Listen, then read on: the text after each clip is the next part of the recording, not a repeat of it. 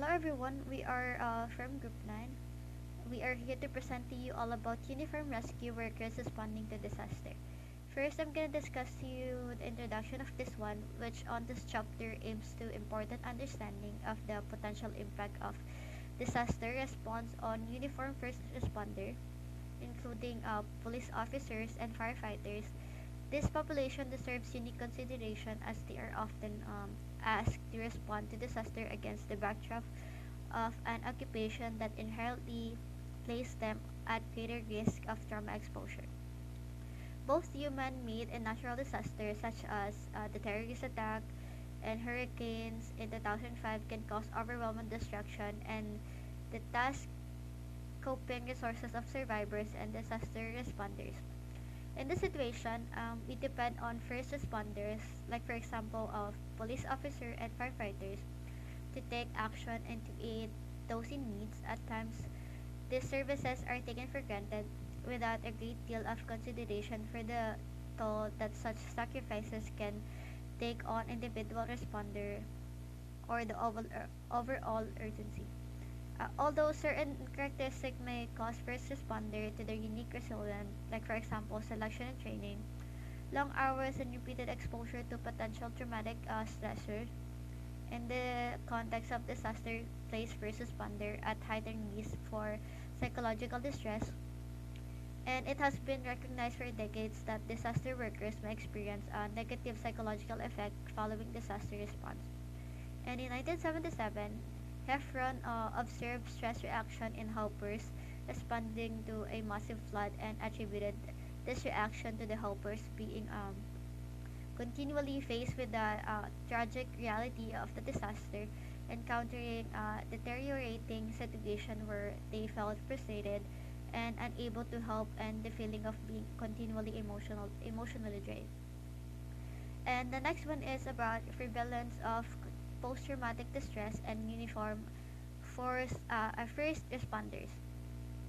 As in true in the general population, the majority of uniform first responders will experience little or no lasting impairment following exposure to a potential traumatizing experience. However, a minority of responders may continue to experience psychological distress following to disaster response, including symptoms of PTSD, depression, alcohol use, and other anxiety disorder. Um, the majority of research in this area has focused on ways of PTSD and associated problems.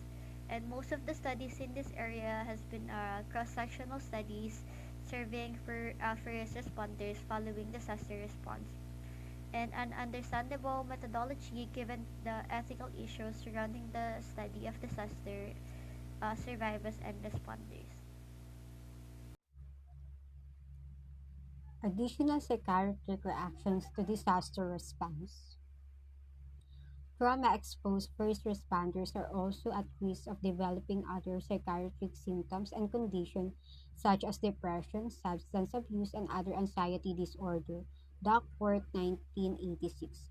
Generally, other mental health problems such as dysphoria, peritraumatic dissociation, and subjective poor mental health have been estimated to occur at a rate of 9% to 32% among emergency responders. Duckworth 1986, Erslan 1989, Jones 1985, Marmar 1995. Conditions such as depression and substance abuse are highly comorbid with PTSD. Wagner and colleagues 1998 investigated the presence of other disorder among firefighters, both those with and those without PTSD, and reported that 39.7% suffered from depressive mood, 60.3% displayed social dysfunction, and 19% were substance abusers.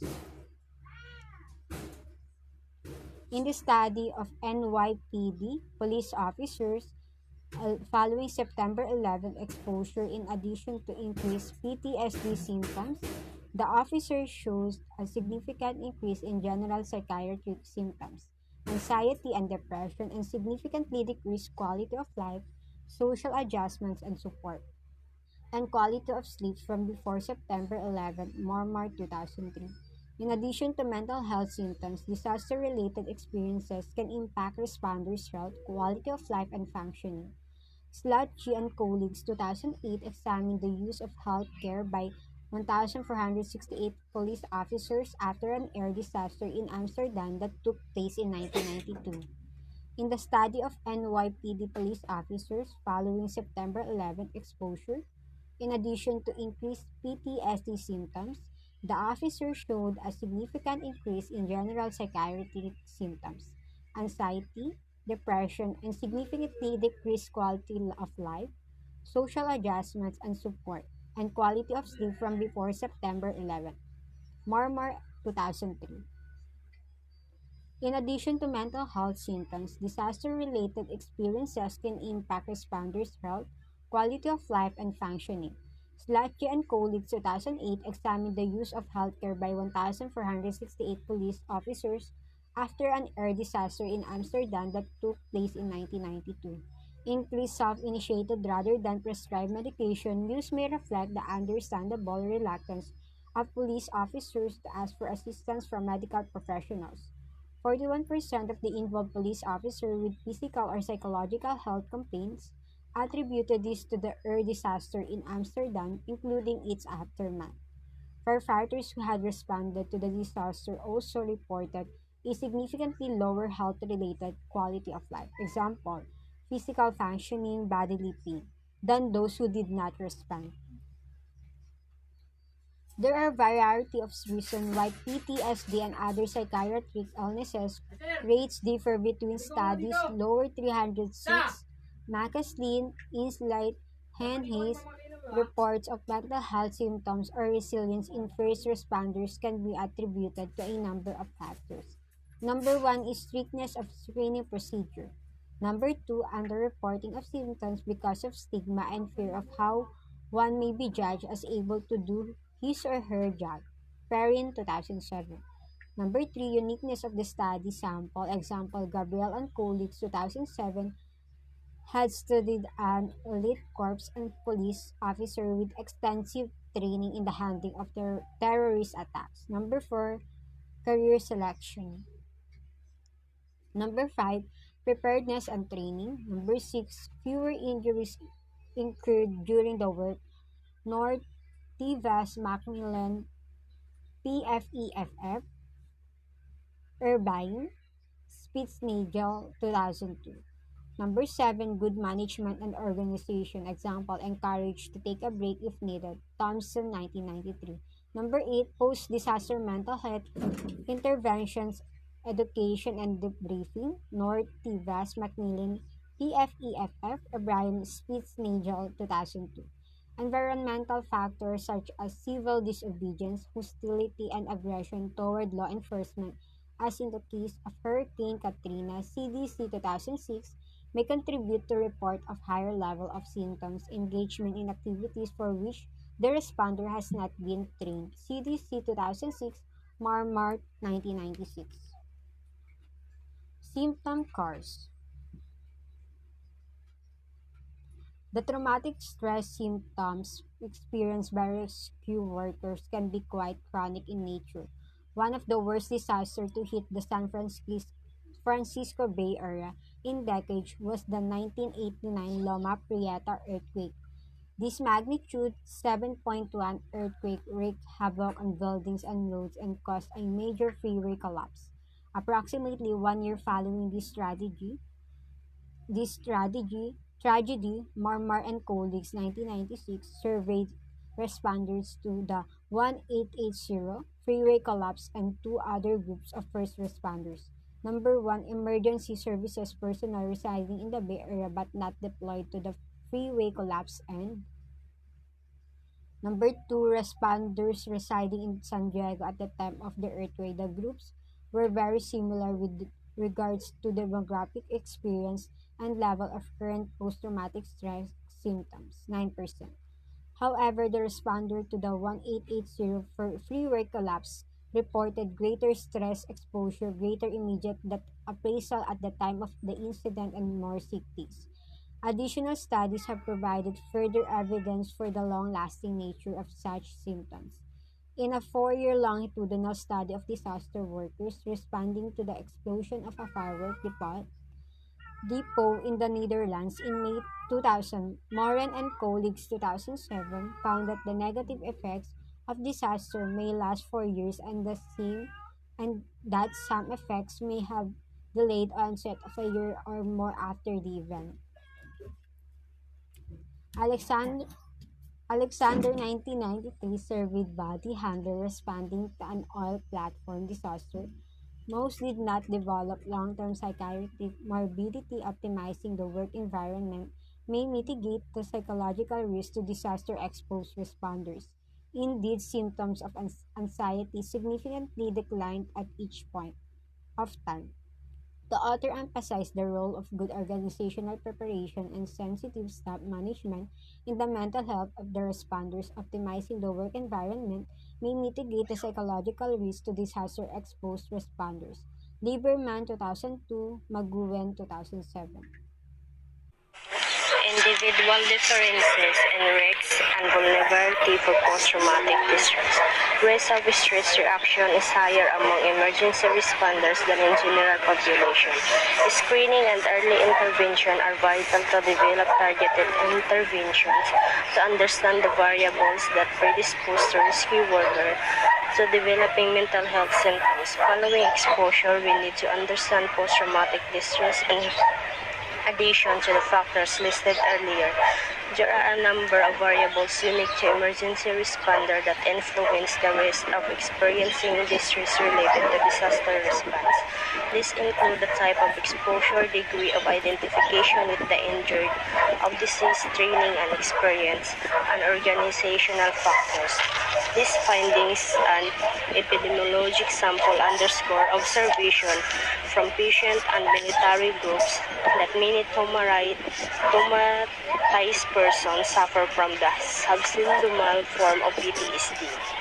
This person with partial PTSD, although somewhat less impaired than person with the full syndrome, nonetheless exhibit clinically meaningful levels of functional impairment in association with the symptoms. It is necessary to understand the variables that predispose rescue workers to be more vulnerable to developing mental health symptoms. Also, the risk of stress reaction is higher than among emergency responders than in the general population. As we can see from the earlier study cited, there remains considerable variability in who will develop such reaction following exposure to a highly stressed event. The six differences related to PTSD appear to be cross-culturally consistent, though appear to some cultural variation as to how pronounced they are. It is therefore most likely that social gender as well biological sex is important in making up these differences, however due to biological or cultural causes. Trauma exposure. Perhaps the most important risk factor is simply that responders are likely to experience higher exposure to traumatic and stressful events than individuals in the general population. The risk of exposure to trauma and stressor among the first responders increases during disaster response. Uniformed emergency service personnel are frequently among the first to arrive at the scene of an event and not only are often responsible for caring for the victims but also are subject to the circumstances surrounding the scene of the event. Experiences such as witnessing dead bodies and destroy building and injuring a sense of possible future danger for themselves, their families, or community can cause them to be particularly stressful. In addition to frequently placing themselves in dangerous situations and being confronted with unprovided providing aid to those who are suffering or traumatized, responders also have contended with the added challenge of high levels of routine work and organizational stressor. Events that are characterized by the high level of personally related threat, including threat of serious injury or death to oneself or a close associate. The example of this is fellow officer had been shown to place emergency services personnel at greater risk for PTSD symptoms, studied by McLean et al. In 2006. For example of this is police work and 73 firefighters who ranked the stressfulness of 33 actual and potential duty-related incident stressors and reported how often they had experienced stressor within 6 months. These workers encountered catastrophic injury to self and co-workers, corrosion victims, incidents rendering aid to seriously injured and vulnerable victims, minor injury to self and exposure to the dead and dying scene of an event, and not only are often responsible for caring for the victims, but also are subject to the circumstances surrounding the scene of an event. For example of this, a police officer may not only need to aid a victim of a violent crime, but he or she may also confront a scene that may be directly traumatizing. Identification with the deceased or survivors. Another important factor that appears to place emergency responders and disaster workers at higher risk of traumatic stress is the extent to which they begin to identify with the deceased or with those they are helping. Ursana and colleagues 1999 examined the role of identification with the deceased as one of the mechanisms of PTSD occurrence in a group of 54 disaster workers. There are 3 types of identification with the dead were delineated. Identification with the deceased as oneself, identification with the deceased as a friend, and the last one is identification with the deceased as a family member. The result indicates that identification occurs in nearly 75% of disaster workers exposed to deceased victims. Disaster workers who reported identification with the deceased as a friend were more likely to have PTSD than those who did not. Disaster workers who reported identification with the deceased as a family member had greater intrusive symptoms 1 month after the disaster than those who did not. Overall, identification with the dead as a friend or a family member was associated with increased rates of PTSD, greater disaster-related intrusive and avoidant symptoms, and general symptoms including depression, anxiety, hostility, and somatization. Losing comrades in the disaster or during the disaster work, such as during the World Trade Center attacks, may also impact later distress. Rescue workers' exposure to bereaved people has been linked to mental and physical stress symptoms such as headaches, difficulty in sleeping, and depressed mood. Intense and intimate involvements between helpers and survivors led to increased muscle tension, fatigues, and sleep disturbance. Peritraumatic reaction. While the characteristic of the incident, such as a degree of life threat or identification with the disease, influence trauma responses, perhaps even more important are the psychological and biological responses experienced during and immediately following exposure. Peritraumatic reaction have been strongly associated with post-traumatic stress disorder or PTSD. Dissociation was found to be the strongest predictor of PTSD symptoms.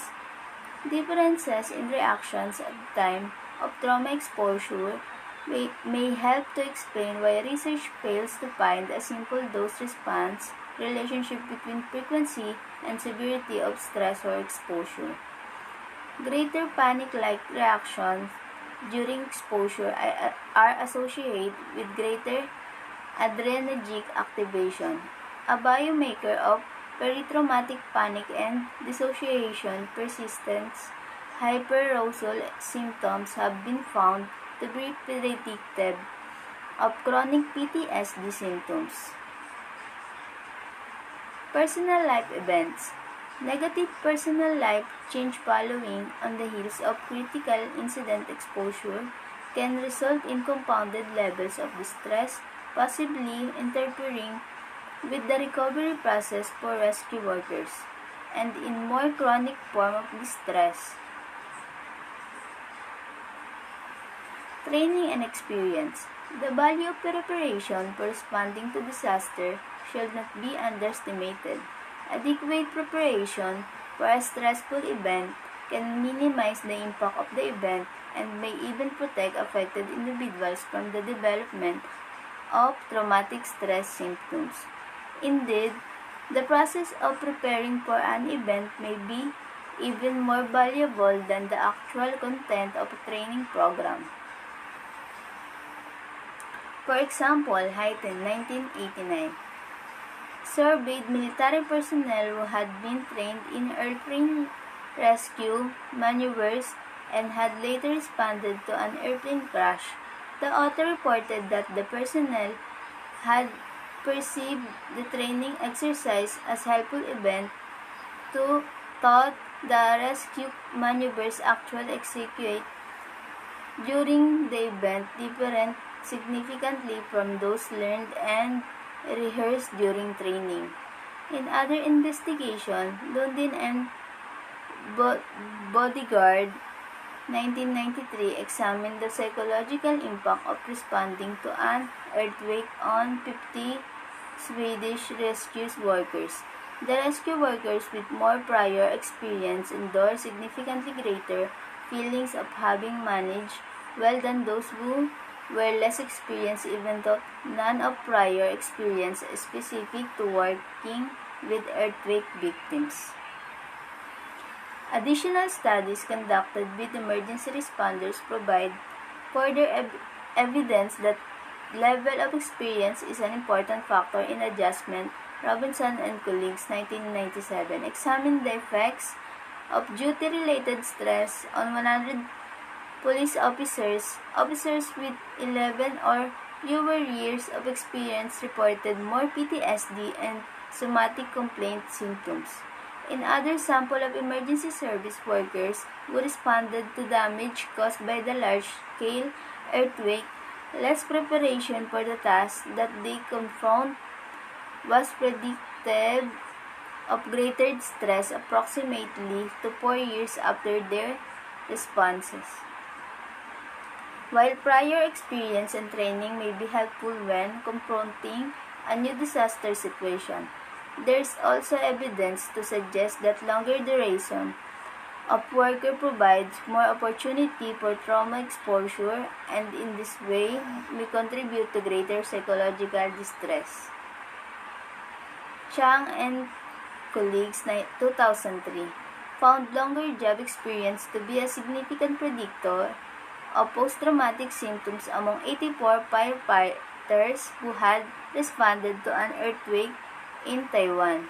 The authors proposed that cumulative exposure over more years of service may have resulted in residual symptoms from previous events that then predisposed them to greater psychiatric distress following later disaster response. It is possible that depending upon the circumstances and mediating factor, level of experience may serve as either a protective or vulnerability factor for the accumulation of negative personal life events before response to a critical incident puts some work at risk. Mark Parlin study. Mark Parlin, 1988b and 1989, of the impact of response to a large-scale bush fire on volunteer firefighters found that at 29 months after the disaster, negative life events that occurred before the critical incident's exposure were a significant contributor to persistent and chronic stress. Organizational stress. So tulad nga ng mga nabanggit sa mga unang part ng discussions, yung mga nasa emergency service workers or yung mga disaster responders natin are more likely to develop or may experience negative psychological effects after the event of a disaster. And marami tayong mga additional stressors na unique sa role ng isang emergency service workers na nagre-respond sa disaster. And one of those are organizational stressors such as long work hours and coordinations of multiple agency response na maaaring mag-increase ng confusion and maging sanhi ng stress in worker at a disaster site. Ayun yan kay William et al. 1988. Sinasabi din dito na yung long work hours daw under extreme conditions is pwedeng maging sanhi ng physical exhaustion and severe fatigue. Ayon yan kay Fullerton et al. 1992. In their study naman sa Red Cross volunteers who had responded to the 1989 Loma Prieta earthquake in San Francisco Bay Area, Armstrong and colleagues is nalaman nila na yung mga commonly complained ng mga workers is yung long work shifts, sickness, fatigue, guilt for not doing more for the victims, conflicts among staff, and concern about personal safety. Armstrong et al. 1988. Binoise out din ng mga Red Cross workers dito na nagresponde sa sunog sa Oakland, Berkeley, California Hills yung mga reklamo about coordinations and organizational issues noong 1991. In a study naman of Violanti and Aaron in 1993, they found that among a sample of 103 police officers, tumataas yung psychological distress by 6.3 times kapag yung police organizational stressors is naiimpluwensyahan ng job satisfaction and goal orientations. According naman kay Lieberman and colleagues 2002, they found that among 733 police officers, yung exposure to routine works stressors such as management and administrations, supervisors, shift works, boredom, role conflicts, has significantly predicted general psychological distress and post-traumatic stress symptoms following the officer's most traumatic incidents during his or her career. Parang sinasabi din dito na yung routine job stressors daw had impacts that were independent and larger than the cumulative critical incident exposures or yung mga traumatic events na na-experience ng isang emergency service workers in an event of disaster. Yung routine work stress exposure was suggested to be substantial risk factor or parang siya yung nagiging cause ng psychological discomfort and PTSD or post-traumatic stress symptoms. Furthermore, as previously mentioned nga, if the critical incident or yung disaster occur or nangyari close to home or malapit doon sa bahay ng isang emergency service worker, parang as a occupational stressors, maaari yung mag-trigger or magkaroon ng large effect dun sa concern pa ng worker about sa kanyang family, sa mga kaibigan niya, and kasama na rin doon yung mga personal property damage na maaaring maging resulta ng disaster. In summary, yung organizational and other such work-related stressors of disaster response should not be underestimated and kailangan binibigyan din ng concern. Next is yung prevention and treatment of post-traumatic distress and uniformed first responders. So, there are numbers of avenues through which yung post-traumatic distress reactions following a disaster response is ma-minimize or ma-prevent. In a research of Magen et al. 2007, they strongly emphasized the role of workplace in providing support and anticipating the needs of the responders. For example, ini-ensure nila na yung mga police officers and firefighters are supported by their organizations. Those in leadership position naman must ensure that yung organizational aspects of the response is helpful rather than harmful in the individual responders. Halimbawa, they avoid applying an autocratic leadership style in a situation na nagre-require ng more flexible leadership. At the individual level naman, yung mga first responders may benefit from psychoeducation tungkol sa mga signs of stress and healthy coping, and from learning basic anxiety management skills na they can be easily employed in the field. Furthermore, dahil nga maraming disaster scenarios na maaaring mangyari, preparation for disaster work should include training and practice in handling a diverse range of situations. Though, syempre imposible naman na makapag-prepare tayo in every possible scenario. But then, yung preparation in handling a range of different disaster scenarios and problems is makakatulong doon sa responder na ma-feel niya na handa siya and confident, and it can also lessen the negative effects of disaster response. Ayon yan kay Patton, 1994.